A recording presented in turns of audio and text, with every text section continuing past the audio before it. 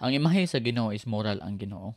Ang Ginoo na siya will, na siya intellect, na siya emotion, kabalo siya unsay right ug wrong, of course mo nang Ginoo. Naghimo ta sa Ginoo susama niya nga imahe natay moral, personal kita. Kabaloton sa sakto og dili. Mo kini mga igsoon usa ka dako jud kay nga argument nga naa gyud Ginoo. Kay kung wala pa gyud Ginoo, nga nag-evolve lang tantanan, then siguro mapareha ta sa mga hayop lang. Nga dili kabalo unsay right ug wrong. Kuhaon ang usa ka butang nga dili iya. Ang katapusan nga argument is ontological argument.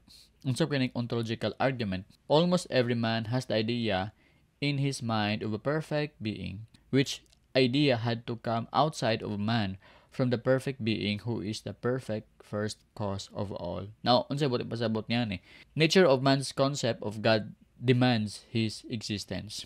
Ontological argument katudlo kini nga ang tao naagi tay innate nga panghunahuna nga naagi someone nga higher sa atua.